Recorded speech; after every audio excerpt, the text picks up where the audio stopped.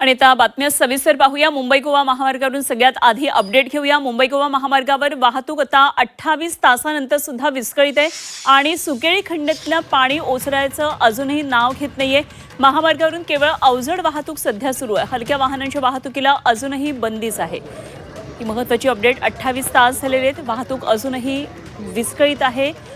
मुंबई गोवा महामार्गावरची ही आपण दृश्य पाहतो आहोत। संपूर्ण रस्त्यावर पाणी झालेलं आहे। अनेक ठिकाणी पुलावरून पाणी वाहू लागलेले, रस्ते पाण्याखाली गेलेले आहेत। काही ठिकाणी दरडी कोसळलेल्या आहेत। वेगवेगळी विघ्न सध्या या रस्त्यावर आलेली आपल्याला पाहायला मिळतात। सुकेळी खिंडीमध्ये पाणी ओसरण्याचं नाव घेत नाहीये। कित्येक तरी तास झालं पाणी अजून तसंच आहे, त्यामुळे हलक्या वाहनांना या भागातून सोडलं जात नाहीये। केवळ जड वाहतूकच या ठिकाणी सुरू आहे, अवजड वाहतूक केवळ सुरू आहे, तर हलक्या वाहनांच्या वाहतुकीला अजूनही बंदी घालण्यात आली आहे।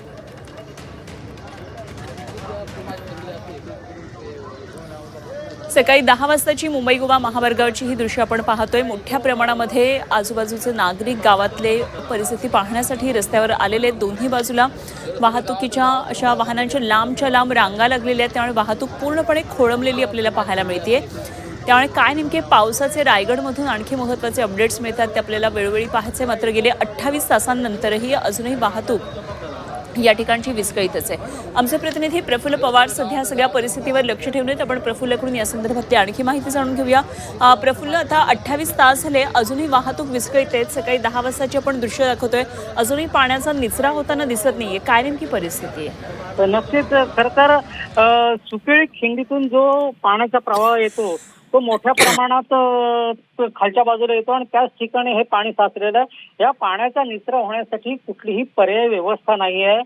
त्या ठिकाणी जाळ्या बसवल्या आहेत, त्या जाळ्या काढण्यात आलेल्या नव्हत्या आणि त्यामुळे पाणी मोठ्या प्रमाणात साचलेलं आहे। आपण बघितलं तर काल सकाळी 7 वाजल्यापासून ही परिस्थिती कायम आहे।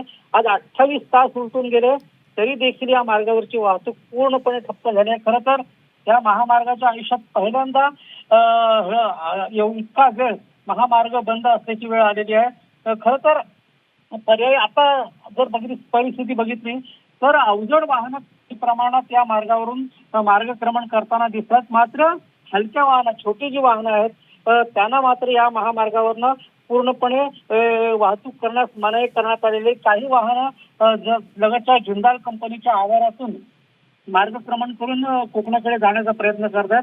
मात्र हे धोकादायक असल्याचं प्रशासनाच्या वतीने सांगण्यात आलं। कालच रायगडचे जिल्हाधिकारी यांनी आवाहन केले, कोकणात येणाऱ्या की जाणाऱ्या प्रवाशांनी या महामार्गाचा अवलंब करू नये, पर्यायी मार्गांचा अवलंब करा। परंतु पर्यायी मार्गाचा अवलंब करायला गेलो तर पाली खोपोली एक्सप्रेसवेला जाणारा जो मार्ग आहे तो देखील वाहतुकीसाठी बंद आहे। त्यामुळे कोकणवासियांची किंवा गोव्यात जाणाऱ्या लोकांची असेल पुरती वाहतूक प्रफुल्ल अपडेट घेत राहतात।